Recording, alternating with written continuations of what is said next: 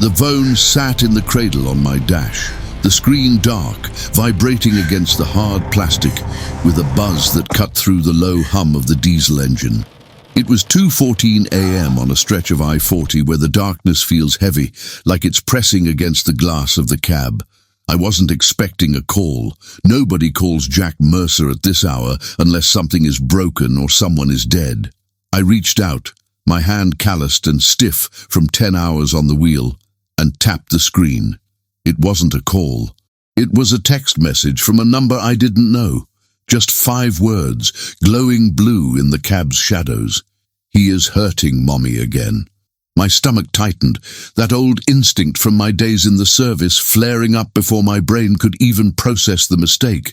I stared at the road, the white lines hypnotizing me, and then glanced back. A second text popped up, followed by a shaky, blurry photo of a cracked dashboard and a man's blurry arm raised high. Please help. Scared. I didn't know who sent it. I didn't know where they were. But looking at that picture, seeing the fear captured in pixels, I knew one thing for sure. I wasn't just driving a truck tonight. I was driving into a storm. Before we continue, please tell us where in the world are you tuning in from? Drop your city plus mile marker. We love seeing how far our stories travel. I stared at that glowing screen for a long time. The wipers slapped a steady rhythm against the windshield. Thwack, hiss, clearing the mix of sleet and rain that had been dogging me since Little Rock.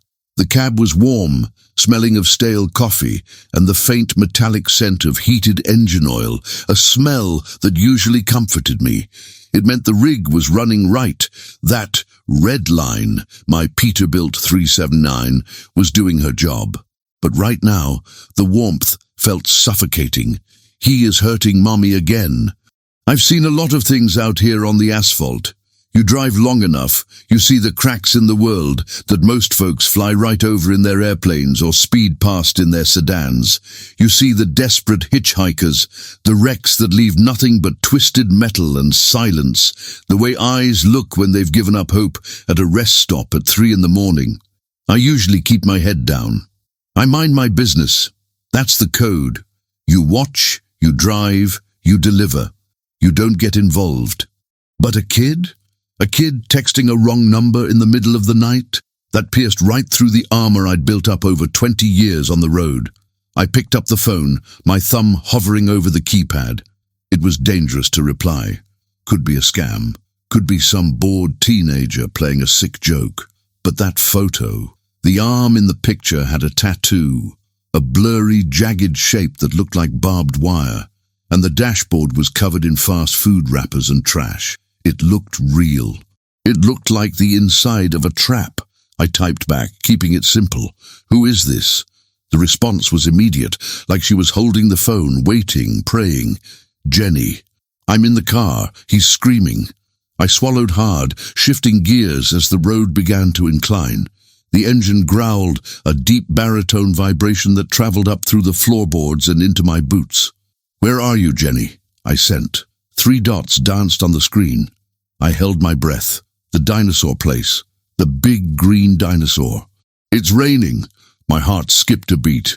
The dinosaur place. She meant the Sinclair station off exit 88, about 10 miles back. It used to be a proper truck stop in the 90s, but now it was just a run-down fueling station with a 24-hour diner that served coffee that tasted like battery acid, and a giant peeling fiberglass sauropod out front that had seen better decades. It was a ghost town at night, isolated, dark, the perfect place for something bad to happen. I checked my mirrors. Empty highway behind me, just the red glow of my own tail lights reflecting off the wet asphalt. I was running heavy, hauling 40,000 pounds of steel pipe. Turning this rig around wasn't like whipping a Honda Civic a U-turn. It took space, and it took time. But I didn't think, I just reacted. I saw the exit sign for a service road coming up, exit 92. I hit the blinker. The tick, tick, tick seemed incredibly loud in the silence. I took the ramp too fast. The the trailer groaning as the weight shifted, tires biting into the wet pavement. I swung her around on the overpass, the headlights sweeping across the trees, cutting through the black rain like searchlights. I merged back onto the westbound lane, pushing the throttle down. The Peterbilt roared, sensing the urgency. "I'm coming," I texted back. "Stay quiet. Hide phone." I didn't get a reply after that. The 10 miles felt like 10 hours. My mind raced, constructing scenarios I didn't want to see. I thought about my own daughter, Sarah, grown now, living 2 states away. I remembered how small she used to be, how terrified she was of thunder. I imagined her in a car with a man screaming, trapped in a metal box with nowhere to run. My grip on the steering wheel tightened until my knuckles turned white. The leather creaked under the pressure. I wasn't a cop. I wasn't a hero. I was just a man with a truck and a conscience that wouldn't let me sleep if I kept driving. As I neared exit 88, I killed the high beams. I didn't want to announce my arrival. I wanted to see what I was walking into before I was seen. I took the off-ramp slow, letting the engine brake rumble softly, trying to keep the noise down, though sneaking up in an 18-wheeler is about as easy as hiding an elephant in a bathtub. The Sinclair station emerged from the gloom, looking like a bruise on the night. The neon sign flickered, the S and the L burnt out, so it just read, "Inc. Air." The green dinosaur stood by the road, rain slicking its sides, looking mournful. The lot was mostly empty, just a couple of other rigs parked way in the back, engines off, drivers sleeping. But under the yellow halo of the single working light pole near the pumps, there it was, a beat-up sedan, rust eating at the wheel wells. Dark blue or black, one headlight was out. I pulled the truck into the lot, keeping my distance, parking in the shadows near the diner entrance. I cut the engine. The silence that followed was heavy, filled only by the drumming of the rain on the roof. I grabbed my thermos, not because I was thirsty, but because it was heavy steel, a prop, a weapon if I needed it. I put on my cap, pulling the brim low, and stepped out into the cold. The wind hit me instantly, biting through my flannel jacket. I walked with a purpose, but not a rush. Just a tired trucker looking for a bathroom or a refill. That was the cover. I scanned the sedan as I walked. Windows were fogged up. That meant people were inside, breathing heavy, or screaming. As I got closer, I heard it. Muffled shouting, a man's voice, jagged and raw. "You think I'm stupid? You think I don't know?" Then a thud, the sound of flesh hitting something hard. I stopped. My boots sank into a puddle, the water seeping in, cold and dirty. I wasn't close enough to see inside yet, but I could see the car rocking slightly on its suspension. I took a breath, centering myself. I had to be smart. If I just charged in, he might have a gun. He might take off, and then I'd lose them. I needed to freeze him. I needed to change the dynamic before violence took over completely. I walked past the pumps, angling toward the car. I saw a movement in the back seat, a small hand pressed against the glass, wiping a circle in the condensation. An eye peered out, wide, terrified, blue. It was Jenny. Our eyes locked for a split second. I gave her a tiny nod. "I'm here." She vanished back down below the window line. I walked right up to the driver's side window and rapped on the glass with my knuckles. Hard, 3 sharp raps. The shouting stopped instantly. The car went dead silent. I stood there, rain dripping off the brim of my cap, staring at the tinted glass. I could feel the tension radiating from the car like heat from a stove. The window rolled down about 2 inches. A slice of face appeared, greasy hair, skin pockmarked and pale, eyes that looked like 2 burning coals. The smell drifted out, cheap whiskey and stale cigarettes. "What?" the man snapped. His voice was tight, a coiled spring. "You're blocking the pump, partner," I said. My voice was low, gravelly. I kept it calm, bored even. "I need to fuel up. This is the only diesel pump working." It was a lie. The diesel pumps were on the other side of the island. But I needed him to open the door, or at least look at me. "Go to hell," he spat. "Use the other side." "Broken," I lied again. Nozzles busted. Look, buddy, I've been driving 10 hours. I just want to fill up and get some coffee. You mind moving this heap? I saw him glance toward the passenger seat. I couldn't see the woman clearly, just a shape huddled against the door, trying to make herself small. I saw her shoulders shaking. I said, get lost! The man turned back to me, and for the first time I saw the gun. It was sitting in his lap, a small, snub-nosed revolver. He didn't point it at me, but his hand was resting near it, a clear warning. This situation just graduated from a domestic dispute to a life-or-death standoff. All right, I said, raising my hand slightly, palms open. No trouble, I'm moving. I took a step back, letting him think he'd won. He rolled the window up with a sneer. I turned and walked toward the diner, feeling his eyes on my back, but I didn't go inside. As soon as I was out of his line of sight, blocked by a concrete pillar, I pulled out my phone. I dialed 911, keeping my voice to a whisper. State trooper needed. Exit 88. Sinclair station, armed man, hostage situation, woman and child in the vehicle. He has a gun. Dispatch notified, the operator said, cool and professional. How far out are you? I'm on scene, I said. I'm the trucker. Sir, do not engage. Officers are 20 minutes out. 20 minutes. I looked back at the car. The shouting had started again. Louder this time. I heard a scream. High-pitched, terrified. It was the girl. 20 minutes might as well be 20 years. He was going to hurt them. He was going to hurt them now. I hung up the phone. I wasn't going to wait for the cavalry. I looked at my truck. Big, heavy, solid steel bumper. Then I looked at the car. I walked back to the rig, climbing into the driver's seat. I didn't fire it up immediately. I sat there for a second, watching the rain streak the windshield. I reached under my seat and pulled out the tire thumper, a solid 18 inches of hickory weighted with lead.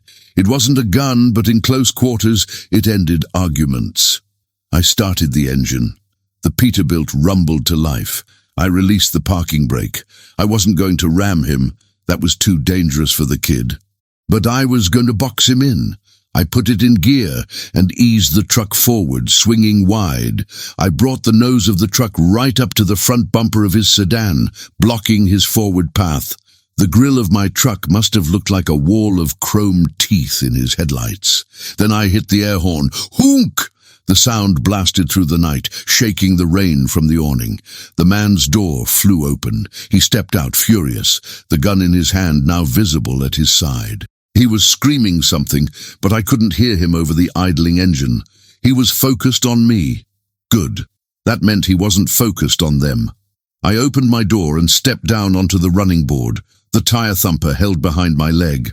I told you to move, he screamed, waving the gun. You deaf old man. I'm not deaf, I said, stepping onto the pavement. I was a big guy, 6'4", broad in the shoulders. I used that now. I stood to my full height, ignoring the rain, ignoring the gun. And I'm not moving, and neither are you. You want to die tonight, trucker? He took a step toward me, raising the pistol. His hand was shaking. That was bad. A shaking hand pulls triggers by accident. Nobody needs to die, I said, my voice steady, cutting through the noise of the storm. Just put the piece away and let the lady and the kid go. You and me, we can talk. She's my wife, he yelled. She belongs to me. She's a person, I said, and she's scared. Look at her. He didn't look. He kept his eyes on me. Get back in your truck or I swear to God. Or what? I took a step forward. A gamble. A dangerous one. You gonna shoot a witness? On camera? I pointed up at my windshield. The dashcam was blinking, a tiny red eye in the darkness. Everything you've done, everything you're doing, it's all being recorded, streaming to the cloud, partner. You pull that trigger and you're not just a guy having a bad night. You're a cop killer, a murderer on 4K video. Is that how you want this to end? He hesitated. His eyes flicked to the windshield. The doubt crept in. That's when the passenger door opened. The woman stumbled out. She was young, maybe late 20s, but she looked aged by fear. Her lip was split, blood running down her chin. She was clutching her side. Run! I shouted at her. Get to the diner. "Jenny!" she screamed, reaching back into the car. The man spun around, distracted. "Get back here, you stupid!" He lunged for her, grabbing her hair. She screamed, slipping on the wet pavement. I didn't wait. I moved. I covered the 20 feet between us in a sprint that defied my age and the bad knees the road had given me. He heard my boots slapping the water and turned, raising the gun again. "Back off!" he fired. The sound was a pop, swallowed by the vastness of the night. I felt a stinging heat graze my left shoulder, tearing the jacket. He missed, or he clipped me. I didn't care. I swung the tire thumper. I didn't aim for his head. I aimed for the wrist holding the gun. Crack. The sound of hickory on bone was sickening and loud. He screamed, dropping the revolver. It skittered across the concrete, sliding under the sedan. He crumbled, clutching his wrist, falling to his knees in the puddles. "My hand! You broke my hand!" I kicked him in the chest hard, sending him sprawling onto his back. I stood over him, the thumper raised, breathing hard. The adrenaline was pumping so fast, my vision was vibrating. "Stay down," I growled. "Don't you move a muscle." I looked over at the woman. She had Jenny in her arms now, pulling the girl from the back seat. They were huddled together in the rain, shaking, staring at me with eyes so wide they looked like porcelain dolls. "Go inside," I told them, my voice softening. "Lock the door. Police are coming." But it wasn't over. The man on the ground let out a guttural roar. With his good hand, he reached into his boot. A knife, a long, serrated hunting knife. He scrambled up, eyes wild, pain and rage making him fast. He wasn't thinking about escape anymore. He was thinking about revenge. "I'm gonna gut you, you fat piece of—" He lunged. I stepped back, slipping on an oil patch. My feet went out from under me. I hit the ground hard. The wind knocked out of me. The tire thumper rolled away. He was on top of me instantly, the knife coming down. I caught his wrist with both hands, straining against his weight. He was younger, desperate, and gravity was on his side. The tip of the blade hovered inches from my throat, shivering as he put his weight behind it. I gritted my teeth, my arms burning. Rain washed into my eyes, blinding me. I could feel his breath on my face, hot and sour. "Die," he hissed. I was losing. My strength was fading. The long shift, the sudden burst of energy, it was all draining away. I watched the knife inch closer. Then the world exploded with light. High beams, not one set, 6, 8. The roar of air horns blasted from all sides, a cacophony of sound that shook the ground. "Honk! Honk!" The man froze, blinded by the sudden wall of illumination. He looked up, squinting. I used the distraction. I bucked my hips, throwing him off balance, and rolled him over. I slammed his hand against the pavement until the knife clattered loose. I scrambled up, gasping for air, grabbing the knife and tossing it far into the darkness. I looked up. Around the perimeter of the Sinclair station, huge shapes were rolling in. Trucks, 4 of them. Big, gleaming rigs blocking the exits, their headlights training on us like stage lights. They had come off the highway. They had seen the commotion. Or maybe they heard the gunshot. The Brotherhood. It's what we call it. We argue on the CB. We fight over parking spots. But when things go south, when a driver is in trouble, or when an innocent needs help, the trucks stop. The man on the ground scrambled backward, looking around frantically. He was surrounded. A wall of chrome and steel and blinding light. Doors opened. Men stepped out. Big men. Men with tire irons and heavy flashlights. They didn't run. They just walked, forming a loose circle, silent and grim. I stood there, clutching my shoulder where the bullet had grazed me, feeling the warmth of blood soaking my shirt. I looked at the villain. He was small now, tiny, shivering in the rain, surrounded by giants. "You picked the wrong night," I said, my voice shaking just a little, "and you definitely picked the wrong number." One of the other drivers, a guy I recognized from the I-40 run, Big Mike, stepped forward. He looked at the woman and the girl, then at the man on the ground, then at me. He saw the gun under the car. He saw the blood on my shoulder. Mike didn't say a word. He just crossed his arms and stood next to me, a silent sentinel. The distant wail of sirens finally cut through the air. The cavalry was late, but the fort had held. I looked at Jenny. She was peeking out from behind her mother's legs. She wasn't crying anymore. She was looking at the trucks, at the lights, at us. I gave her a thumbs up. She slowly, tentatively, gave me one back.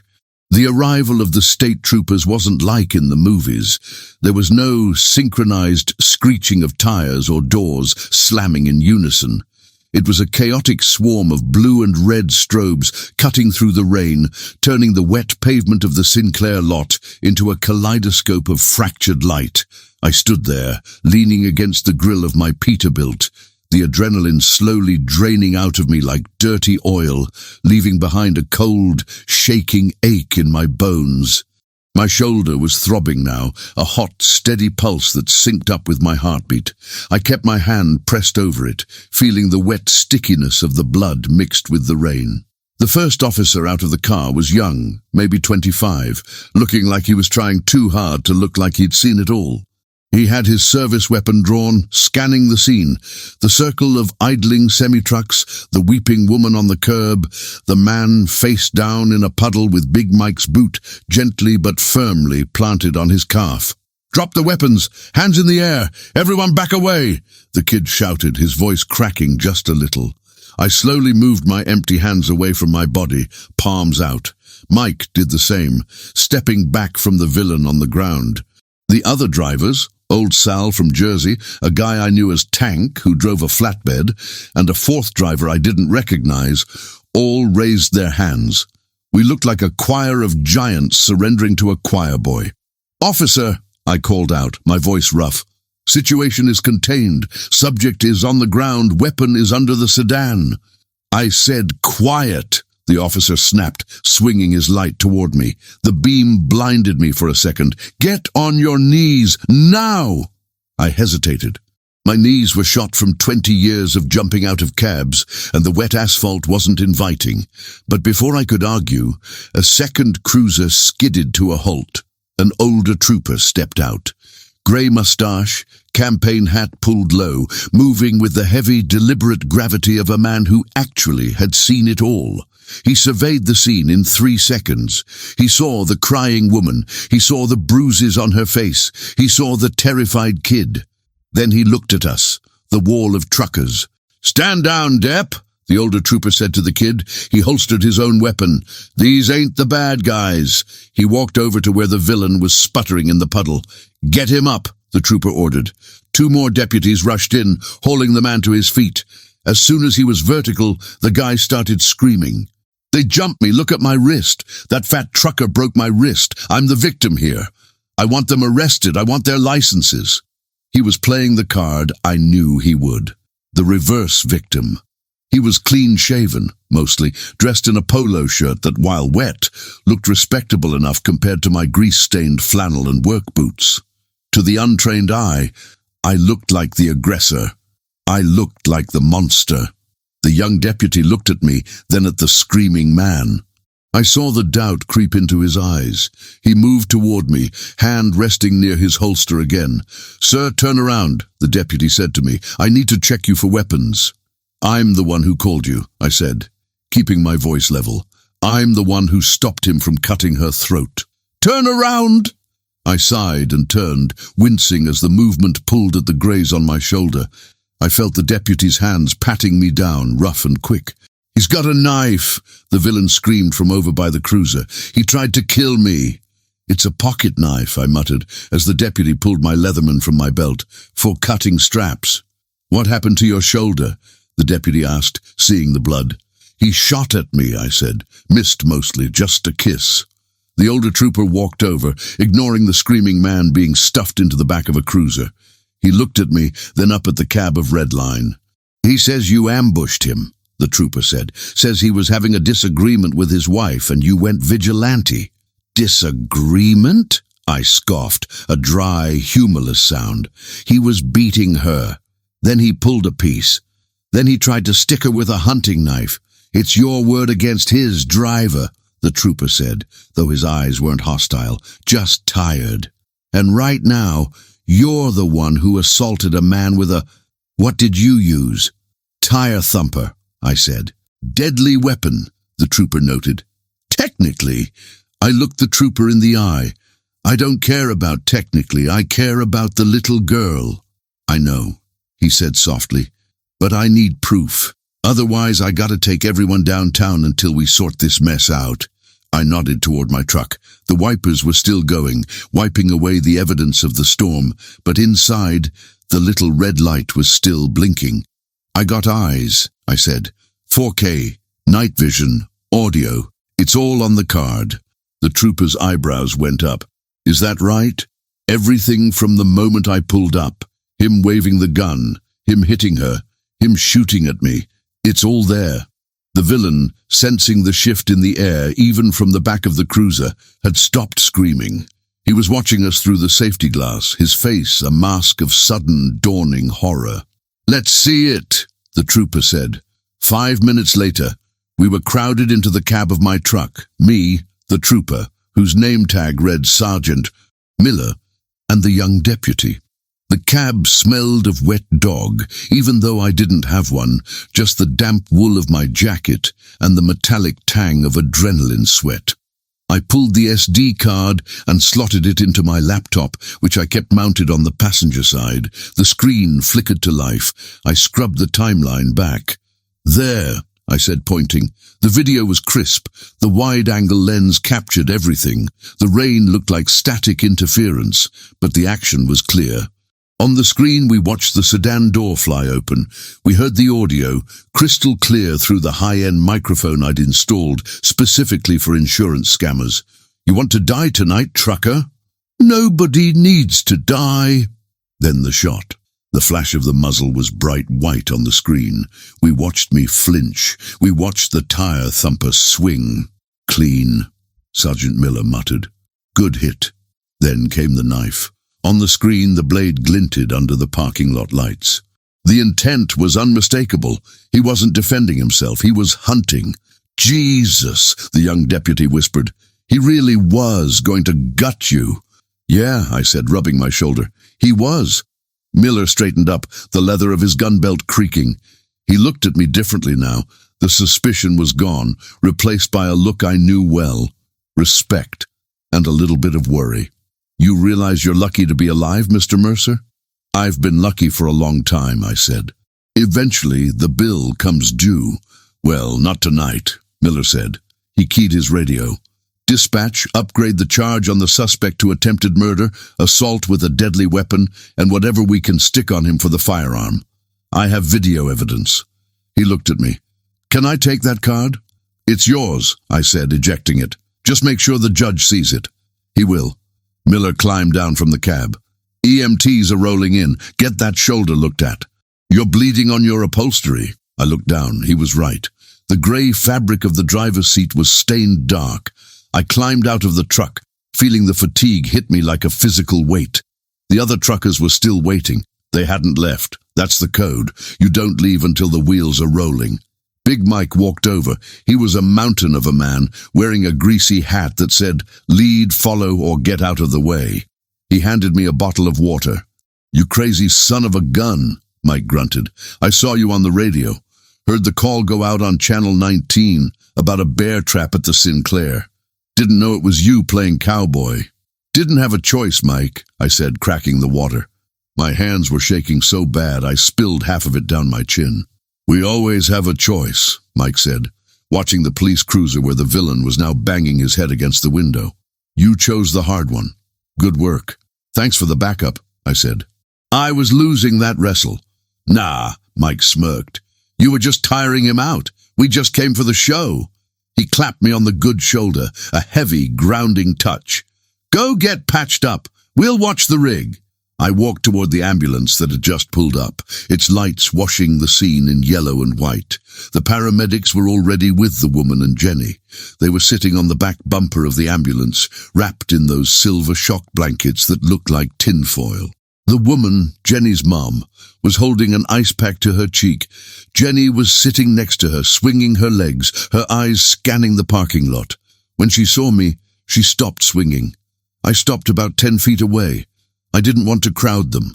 I was big, I was bloody, and I was a stranger. "Hey," I said softly. The mum looked up.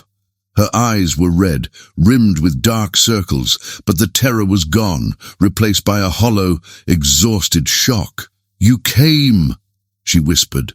It wasn't a question. It was a statement of disbelief. "You actually came. You texted," I said. "I drove. I didn't know who else." She trailed off, pulling the blanket tighter. "He took my phone. I used his old burner. I just hit random numbers. I was trying to type my sister's area code and I messed up. Luck of the draw," I said, "or something else." "You got shot," she said, looking at my arm. "Just a scratch. I've had worse shaving." I tried to smile, but it felt tight on my face. The paramedic, a brisk woman with a no-nonsense ponytail, waved me over. "Sit down, big guy. Let's see that scratch." I sat on the bumper next to Jenny. The paramedic cut away my sleeve with trauma shears. The cold air hit the wound, stinging like a wasp. "Through and through on the fabric," the medic said, inspecting it. "Grazed the deltoid. Took a chunk of skin but missed the muscle. You're gonna need stitches, though, and a tetanus shot. Super glue and butterflies will do," I grumbled. "I got a schedule." "You're going to the hospital," she said firmly. "No," I said. "I'm not. Wrap it up. I'll see a doc in Memphis when I drop this load." She glared at me, but she started cleaning the wound.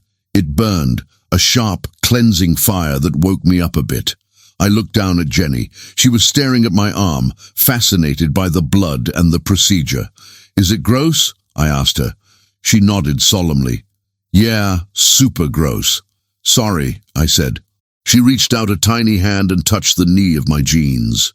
"You hit him," she said, "with the stick." I did. "He's mean," she said. "He hurts Mommy." "He won't hurt her anymore," I said. I looked at the cruiser. "He's going away for a long time, Jenny." "To jail?" "To a place where the walls are thick and the doors only lock from the outside," I said. She seemed to process this. Then she reached into her pocket. She pulled out a small plastic object. It was a dinosaur. A green T-Rex, missing part of its tail. "I got this inside," she said, "from the machine." "That's a nice one," I said. "You can have it," she said, holding it out to me. I looked at the cheap plastic toy. It was probably worth 50 cents.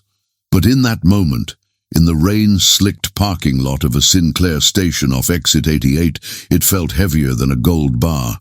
"I can't take your dinosaur, Jenny," I said. "He's a protector," she said. "He eats the bad guys." I felt a lump form in my throat, hard and painful. I swallowed it down. I reached out with my good hand and took the dinosaur. It was still warm from her pocket. "Thank you," I said. My voice was thick. "I'll put him on my dashboard. He can watch the road for me." The mom leaned over. She didn't say anything. She just rested her head against my uninjured shoulder for a fleeting second. A transfer of weight. A moment of shared humanity. "Thank you," she whispered. "Thank you for answering." "Just driving, ma'am," I said. "Just driving." The paramedic finished taping me up. "You're an idiot for not going to the ER, she told me, gathering her trash. "But it's a clean wrap. Change it in 6 hours." "Yes, ma'am." Sergeant Miller walked back over. He had a clipboard. "All right, Mercer. We got statements from the witnesses. We got the video. We got the weapon. You're free to go, but I'm going to need you to sign this saying you refuse transport." I signed the paper.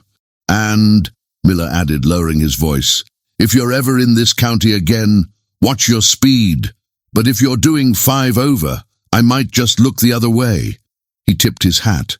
I stood up, testing the shoulder. It was stiff, wrapped tight in gauze and tape. It would hurt like hell tomorrow. Shifting gears was going to be a nightmare. But I was standing. I looked at the woman and Jenny one last time. They were getting ready to be transported to a safe house or a shelter. Miller had arranged it.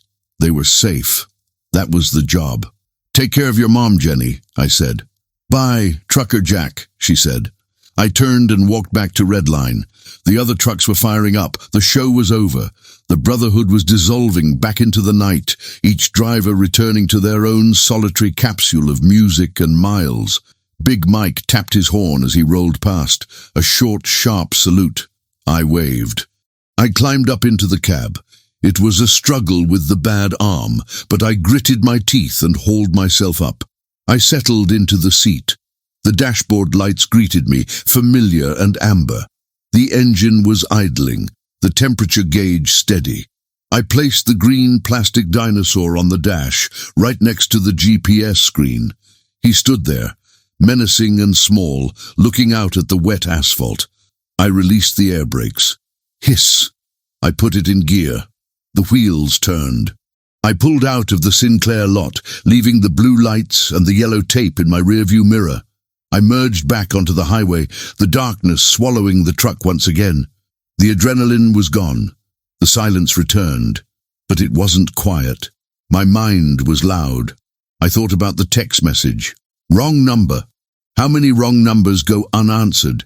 How many pleas for help just drift into the ether, ignored or deleted? I looked at the dinosaur. He eats the bad guys. Yeah, I said to the plastic toy. We try, buddy, we try. I checked the time, 3:45 a.m. I was 2 hours behind schedule. The receiver in Memphis was going to scream about the delay. Let him scream. I'd just turn up the radio. I reached for my thermos, took a sip of lukewarm coffee, and shifted into high gear, letting the rhythm of the road take over. The white lines started flashing by again. Hypnotic, endless. I was alone again. Just me, the road, and the ghosts of the things I'd seen. But tonight, the ghosts were quiet. Tonight, I won. If stories like this speak to you, please consider subscribing to our channel. Your support helps us share more incredible true stories that honor the forgotten heroes among us. Thank you for watching. See you next time.